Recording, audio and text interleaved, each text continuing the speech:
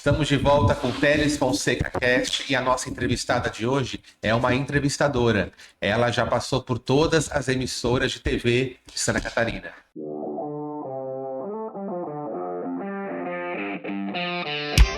Você está assistindo Teles Fonseca Cast, o podcast do direito. Quem é ela, Diógenes? Nossa querida Maria Paula, prazer te ter aqui. Prazer o meu estar aqui agora desse lado, né, do microfone como entrevistada. Muito obrigada pelo convite. Ó, aqui a gente conseguiu produzir a tempo. A gente estava com um probleminha de produção. Mas tem um brindezinho, Muito obrigada. tá? Ótimo. Personalizado. Ó. Obrigada, bem lindo, vou usar. Uma lembrancinha Obrigada. singela aí. Ótimo, obrigada. Maria, eu queria que tu, se pudesse, te apresentasse, contasse um pouquinho da história, né? Quem tu é. A gente já te conhece, mas o público de casa com certeza vai querer saber. E o que tu tá fazendo ultimamente? Eu sou Maria Paula, sou jornalista, trabalho atualmente na parte de assessoria de comunicação. Minha família é de Itajaí, moro há mais de 30 anos em Florianópolis, vim para cá para fazer o terceirão, Sim. né, que era o meu sonho, morar em Floripa. Legal. E aí fiz vestibular. Até foi uma coisa curiosa, assim, o meu vestibular eu fiz para engenharia química, que não tem nada a ver com jornalismo. Eu fiz 2 vestibulares, para engenharia química e para jornalismo. Naquela fase da vida que eu não sabia muito bem o que eu queria, sabe? E aí passei nos 2. A engenharia química era na FURB, em Blumenau. E jornalismo aqui na UFSC. Aí pesou Floripa a decisão. Nem fui muito à faculdade. Foi assim, quero morar em Floripa, né? E aí acabei me apaixonando, assim, pela profissão, pela comunicação. Sim. Que está sempre se renovando, é uma área muito ampla, né? Sim. E acabei atuando nos principais veículos de comunicação de Florianópolis, que é área principalmente de TV, né? Que a minha carreira foi construída em TV. Sim. Em todas as áreas, assim, de repórter, produção, edição, bancada também, apresentei bastante telejornal. Que legal. E basicamente é isso, assim, adoro morar em Floripa, adoro a profissão. Que legal. E agora eu tô nessa área também de comunicação política que eu tô aprendendo muito a gostar, assim, gosto muito. Tu tá assessorando... Eu trabalho no gabinete da vice-prefeita de Florianópolis, a Mariane Matos. Ela me chamou, era vereadora, né? Sim. Trabalhei na Câmara com ela. Que legal. E aí teve essa transição que ela foi convidada para ser a vice do Topázio, uma eleição histórica, né? Que Sim. ganharam em primeiro turno. E aí fui para a prefeitura Que com ela e legal. com toda a equipe. Que legal, que legal. E como é que tá sendo essa... Tu trabalha muito tempo na TV? Trabalhou muito tempo na TV? Eu faz 8 anos, mais ou menos, que eu escolhi sair da TV. Sim, então já faz um tempo, né? Mas como é que tá sendo essa transição, assim, de comunicação? Porque antes, o único meio de comunicação razoável que a gente tinha, um bom tempo atrás, era rádio e TV, né? Uhum. E agora a gente tem outros mecanismos, como redes sociais, enfim. Como é que tá, tu como profissional da área, como é que tu vê essa transição e como é que tu vê qual é o futuro da televisão, né? Tu acha que ainda tem aquela força? Eu acho que ainda tem muita força no sentido de credibilidade, né? Quando a gente assiste um telejornal, a gente já pressupõe que a notícia foi checada, Sim. que a notícia que está dando ali é fato, não é fake, Sim. né? Acho que a rede social tem seu papel, sem dúvida. Inclusive, quando eu optei por fazer essa transição, vamos dizer assim, né? Que eu fechei o ciclo da TV, foi num momento muito dessa transição. Eu senti um momento que eu estava sentindo, assim, eu digo, está mudando a comunicação. A rede social entrando com força, às vezes no Jornal da Noite nós dávamos uma manchete de que a rede social já explorou durante o dia inteiro, né?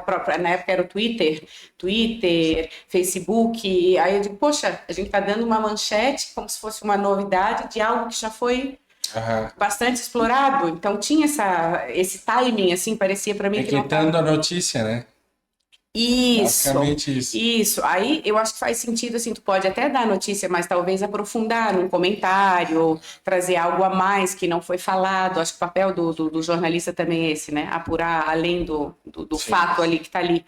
E aí eu fui repensando, eu digo, não, então eu vou fechar esse ciclo aqui e vou me aventurar em outros canais de comunicação. Aham. Fui fazer bastante curso, principalmente em marketing e comunicação digital, mas acho que a TV ainda tem força, a rádio ainda tem força, a rádio tem questão da instantaneidade, né? Tem seu público. Sim. Esses dias a gente estava falando também, né, Maurício, do jornal impresso. O jornal impresso, a gente vê a história, assim, que já está bem Tá mais fraco. difícil, né? Bem mais fraco. Mas o que eu gosto, eu acho que a comunicação é isso, assim, é acompanhar também um pouco da sociedade, né? Da tendência da sociedade, comportamento da sociedade. Eu acho que isso vale, a gente está sempre se reinventando. Que legal, que legal. E Maria Paula, várias matérias suas foram nacionais, né?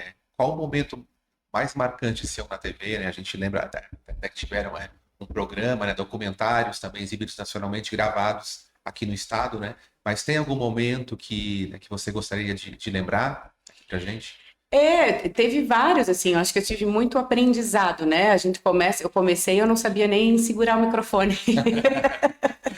Imagina, eu tinha 19 anos, estava na metade da faculdade, assim, a gente não sabia nem, para onde é que eu olho, né? Graças a Deus, eu tive ótimos profissionais trabalhando comigo, que são os câmeras, os cinegrafistas, que me ensinaram muito, assim, né? Não, olha, tá muito assim, tá mexendo muito o olho, tá olhando muito para lá, e a gente foi se adequando, se adequando. E aí sempre um crescimento, né? A primeira vez que eu fui para uma bancada, eu parecia um robô, pena que eu não tenho para mostrar para a turma. Assim, Pesquisa aí no YouTube. Deve ter. Eu não guardei nada assim dessa minha fase, mas era um robô, né? Dura, assim, intensa. E aí, com o tempo, com a prática, como tudo na vida. Previsão do tempo também você apresentou. Fiz previsão do tempo, era a garota do tempo, isso. Qual é a emissora que tu estava? Eu comecei no SBT de Santa Catarina, depois fui na época, RBS, fazer a tal da previsão do tempo, assim, que era um desafio, mas aí eu fiquei um pouco frustrada na previsão do tempo, porque eu pensava assim, eu estou estudando jornalismo, não que não seja relevante, é relevante uma informação, né? A gente sabe quanto o clima interfere na economia e no dia a dia das pessoas, mas eu estava naquela fase que eu queria mais, não, eu quero ser jornalista, eu quero ser repórter, Aí eu fui para reportagem. Aí passei também pela extinta RCE, depois voltei para o SBT e meus últimos 12 anos de carreira na televisão foram na TVBV, que é a Band, Santa Catarina, que foi uma fase muito especial, assim, da minha carreira.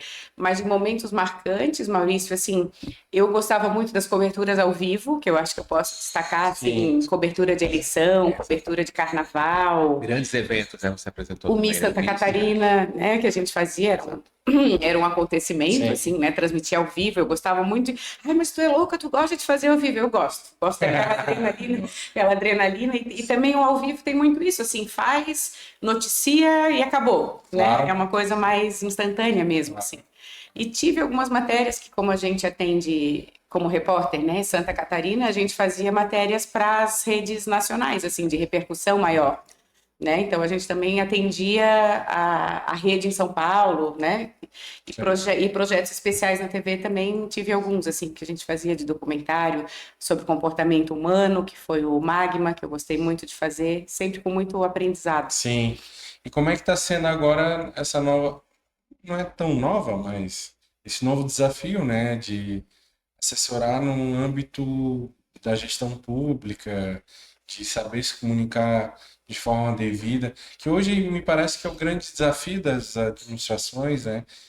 De saber se comunicar de uma forma que acesse o eleitor, acesse o cidadão e não deixe dúvida. Como é que tu conseguiu fazer esse upgrade, assim, sabe? Desafio diário, né, Diógenes? Que hoje tem muitas ferramentas, hoje tem muita pauta, hoje tem muito assunto, né? Não adianta querer falar de tudo, né? A gente tem que buscar o que o eleitor quer, o que o público daquele político quer. Eu acho que tem que ter muito esse entrosamento também entre assessor de comunicação e o assessorado. Eu acho que isso é fundamental, essa troca.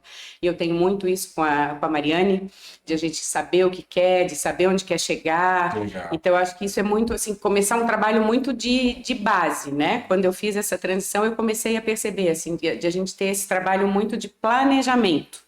Não é sair fazendo, atropelando, Sim. porque hoje a comunicação, ela é muito ampla, né? Eu tenho vários recursos, eu tenho várias, mas achar um caminho que nem sempre o que funciona para Mariane vai funcionar para A, para B ou para C. Não tem Sim. muito receita de bolo, né? Sim. Então, acho que junta experiência, junta o nosso olhar, junta a conversa com o assessorado, de saber quem é o público que a gente está falando, é desafiador. Todo dia nós estamos aprendendo, errando, acertando e vamos em Sim. frente. Sim.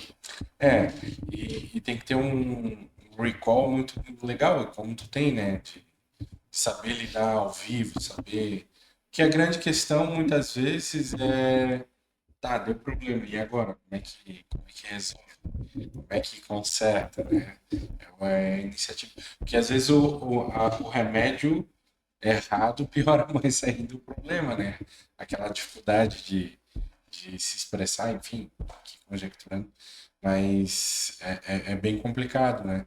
E como é que, assim, tu que já tem uma caminhada, né, uma experiência nessa área, para quem está acessando agora, tem interesse, talvez, qual é o toque que eu acho que tu pode direcionar de erros que tu teve e que se tivesse alguém te dando um caminho, talvez tu não faria assim para um público que se interessa, às vezes.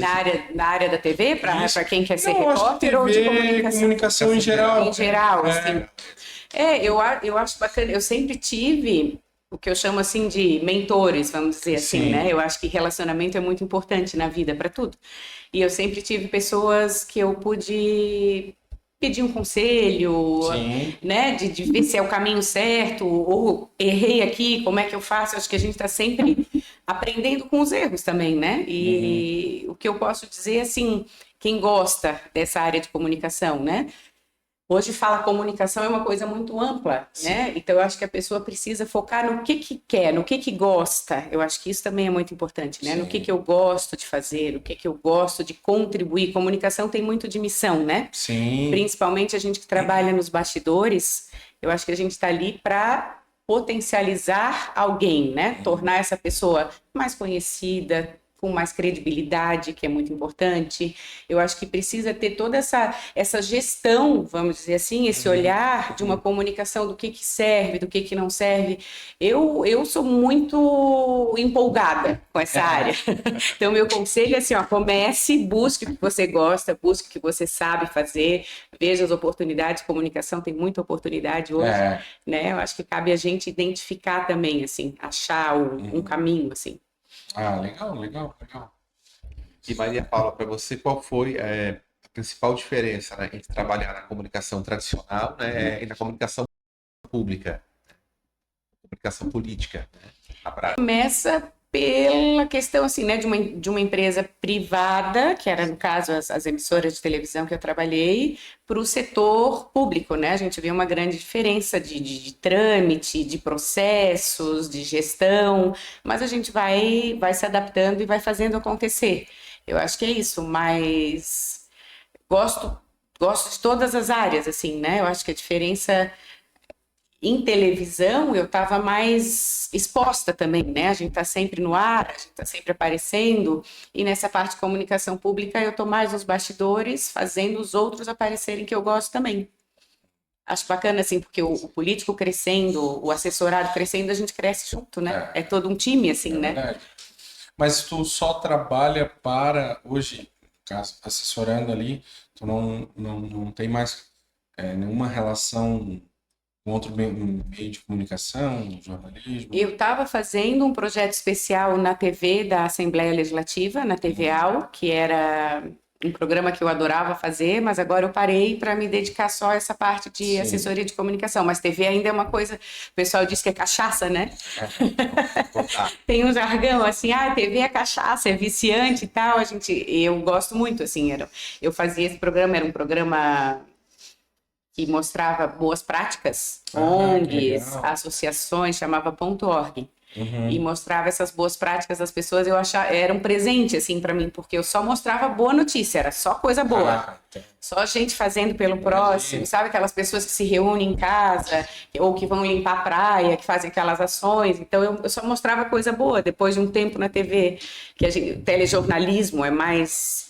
A gente mostra mais a parte ruim, assim, as notícias mais impactantes. Eu fazia essa parte que eu gostava muito. Mas tu teve isso de pegar pautas assim mais pesadas? Sim, todas, né? Fazia reportagem de rua, assim. Tanto reportagem quanto noticiar, que era no estúdio, o telejornal que a gente tinha que apresentar. Então, a gente apresentava matérias bastante fortes, assim, né? Sim. De casos de estupro, casos de assassinato, homicídios, corrupção. É um telejornal diário. Isso, e a gente não só apresentava também, junto com meus parceiros lá de bancada, foi o Guido, foi o Gregório, o próprio Vânio Bosley, né? O Vânio ficou conhecido do tapa na mesa que ele dava. Maurício lembra, quando ficava indignado, ele batia na mesa, mas batia, e aí, é engraçado que eu fazia assim. Tomava um susto. Real, o susto real. Tinha uma bancada que era de vidro, num formato assim de prancha de surf. Sim. Tá? Ela era meio assim, bicuda, assim. E aí ela ficava só sobreposta em cima de uma estrutura. Sim. E aquilo que ele batia, aquilo balançava, eu digo, meu Deus, isso vai quebrar. Eu pensava, né? Sim. E às vezes as pessoas riam depois assim, Maria, a câmera estava aberta, aparecia tu fazendo assim, porque não era combinado. Tapa na mesa não era combinado. Vinha quando ele ficava indignado. Sim. E a gente participava desse processo de bastidores que eu gostava muito também, que não era só apresentar, era fazer o jornal, escrever o roteiro ali, saber o que vem antes, saber o que interessa, o tom da notícia. Então eu também gostava bastante. Mas ainda é assim, tu sabe? Sim, hoje os apresentantes envolvem, né? Teve uma época que não, que eles chegavam e já liam, era uma coisa mais fria. Pronta. Era uma coisa mais fria. Chegava, tava o roteiro. Então, essa coisa de se envolver com a cozinha, que a gente chama assim, com os bastidores, era muito rico. Porque aí tu já sabia do que tu estavas falando e aumenta também a credibilidade, né? Tu sabe do que tu já estás falando. Desculpa interromper o teu podcast, mas eu preciso falar do Instituto Otovida. O Instituto Otovida é uma associação sem fins lucrativos, situada aqui na Avenida Governador Ivo Silveira, em Capoeiras. O Instituto ele é responsável pela saúde auditiva de 64 municípios aqui de Santa Catarina e estamos abertos aí de segunda a sexta-feira. A gente tem otorrinos, fonoaudiólogos. Quem quiser conhecer um pouco mais sobre a Otovida pode visitar o nosso site institutootovida.com.br, nos seguir nas redes sociais. Quem quiser nos ajudar também pode entrar em contato conosco. O Instituto Otovida ele também possui atendimento particular e convênios. Atendemos praticamente todos os planos de saúde. Quem precisar se consultar, qualquer problema, pode entrar em contato conosco no telefone que vai aparecer aqui.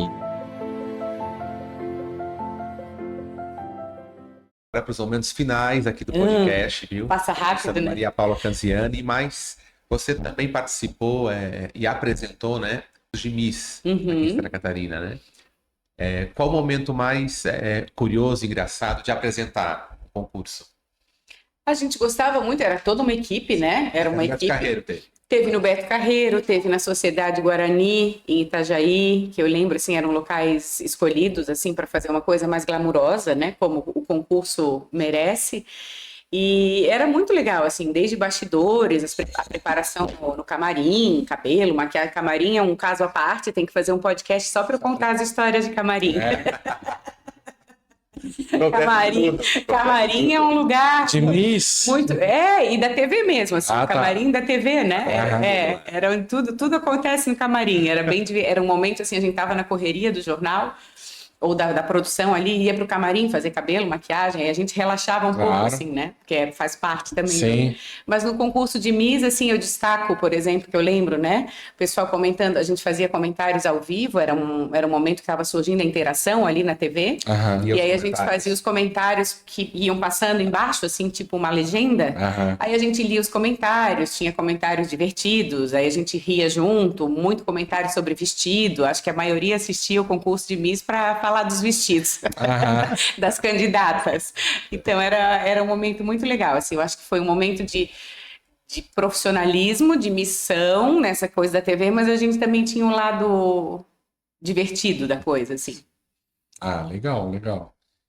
O interessante é que é essa área, né? Que é a área. Eu vou te botar, né? É uma área que ela está em profunda transformação, né? Constante. Ela não está parada, né?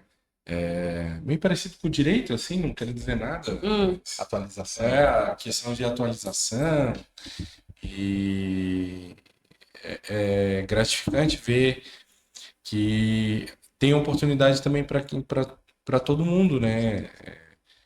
Basta fazer aquilo que gosta, né? Que tem brilho nos olhos, né?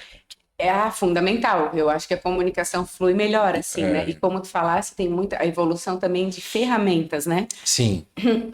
Na época que eu comecei, era a câmera que tinha o VT. Eu conto isso, o pessoal ri, assim, o pessoal mais jovem, principalmente. Sim. Ele, claro, o que é o VT? Era uma bolsa, Aham. um estojo para colocar uma fita Aham. acoplada na câmera, uma câmera Jesus. enorme e uma fita enorme que o cinegrafista caminhava carregando aquilo. Era Sim. puxado o negócio.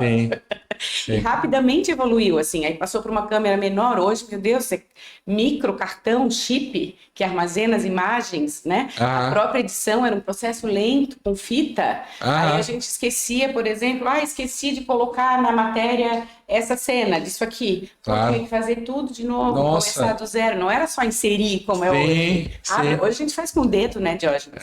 Edição ali no CapCut é com o dedo, rapidinho. Então foi uma coisa assim muito rápido e muito fantástica, assim. Eu sou empolgadíssima com essa evolução. Tem que evoluir mesmo, é para facilitar, né? Sim, é verdade. É verdade. No final o beneficiado é o próprio como é que se chama? O telespectador, exatamente. O público, né? Exatamente. O público, sim, sim. Exatamente. Tá bom, então, que um prazer te ter aqui. Apareça quando quiser.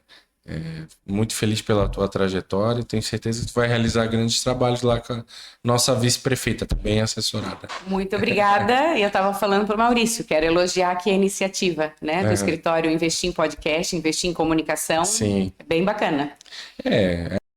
É uma parte, né? Dizem que os advogados não podem ter uma série de limitação, né? Igual não é qualquer outra, é igual outra empresa de outros ramos Com aí. outros profissionais, sim. Exato. Aham. Mas naquilo que é possível fazer, a gente está explorando aí. Vamos ver o que a gente colhe. Não, bacana, dá voz para as pessoas, diversifica os assuntos e também para relacionamento para vocês, né? Muito bacana. Exato. É isso. Obrigado, tá? Teles Fonseca DV. Acesso no YouTube. Valeu. Tchau. Valeu.